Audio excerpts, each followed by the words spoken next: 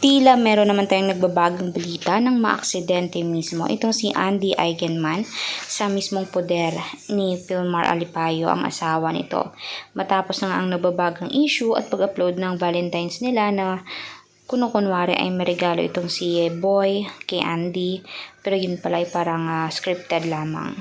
Pinag-uusapan na kung ano dapat ang dapat gawin dito kay Filmar Alipayo dahil masyado na siyang abuso at talaga namang marami na rin nakaalam ng mga sekreto at baho nito.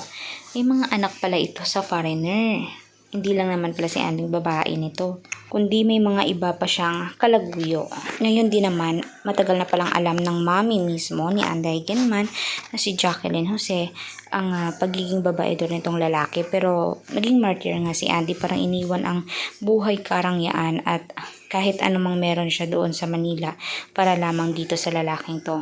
Gayon pa man ay kahit paano yung mga senador talagang willing tumulong sa kanya at ipaglaban siya sa nangyayari sa kanya ngayon. At kahit papaano naman ay may malasakit din ang mga co-actresses at co-actors niya kay Andy. Marami din namang kapatid si Andy. At ito namang babae ni Filmar ay talagang pinapalayo na sila. Pero gayon pa man hindi natin nakikita. Baka naman nag-cheat pa rin ito. Nakikipagkita kay foreigner. Dahil nga naman best friend nga niya ito at may tattoo sila, na pair-pair sila at mukhang nahulog ng loob niya. Sino ba naman hindi magagalit? Kung best friend mo lang, ba't mo naman hinalikan?